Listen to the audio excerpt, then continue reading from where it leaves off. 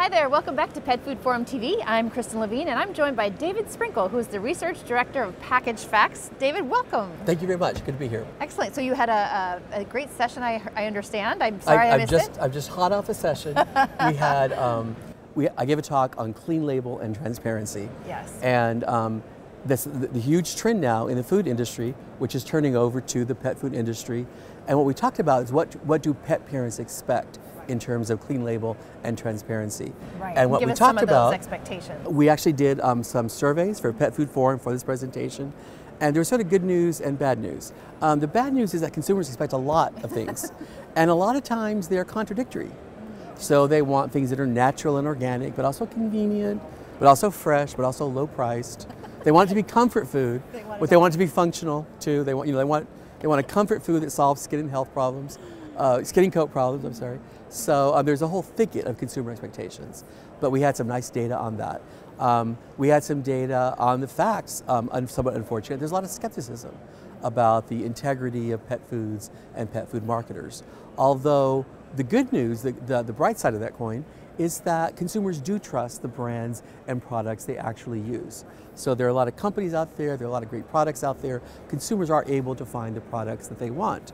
And as it turns out, dogs and cats are very happy with the taste of their pet foods. So there's good news there. And then the concluding point was really a focus on innovation, because there are very competing expectations and demands in terms of price point and organic, but make a meaningful innovation that is in keeping with the overall trend toward clean label and transparency and full disclosure, and you can certainly take that step forward and have a successful product based on that. How does, you mentioned the trust, how does packaging play a role in earning trust with the consumer? Actually, one of the things that I looked at the trade floor here, there's a lot of good innovation. A lot of innovation is taking place right now in packaging, especially for kibble packaging, as opposed to, say, a dog biscuits. There are a lot of challenges because there are a lot of demands in terms of barriers for aroma, for moisture, for O2. So we're still kind of using a feed sack, right? But there's a lot of technology that goes in that feed sack.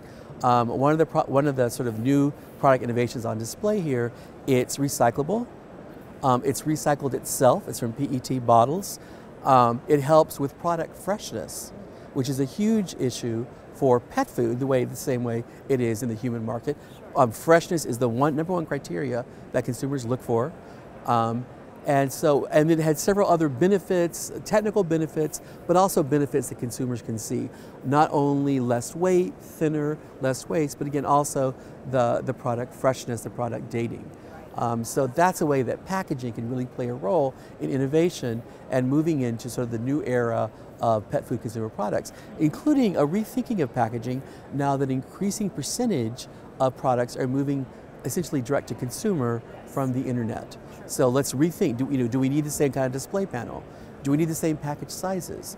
What do we do about toppling over on the doorstep? So it's a new set of demands and criteria, but also opportunities to really meet consumers' needs. It seems to me that pet food companies are doing a better and better job of meeting pet parent expectations, but what other expectations do they have that maybe we're not doing as well as meeting? We asked that was one of the things, we talked with the pet food industry and even with the sponsors, and one of the big issues, of course, is sourcing. And that's a tricky issue, particularly because of the role of China in the pet food recalls going back from 2007 forward. They certainly want to see more specific information about sourcing. They see that in a more positive light in terms of Made in USA. Yeah. Made in USA has become one of the most powerful claims for pet food and treats over functional or over, grain-free or chicken first ingredient. Really? That's the most powerful? It's certainly one of the most powerful, and maybe possibly the most powerful. You see a lot of American flags on products. And we asked just very open-ended questions about what would you like pet food companies to do differently. And a lot of it was not strident or even very demanding. It was like, just be honest. Just communicate. Just let me know when you say Made in USA, what that means. And we want pet foods to be affordable. We want pet foods to be convenient. We want vitamins and minerals in our pet foods. So you probably have very good reasons for doing what you're doing.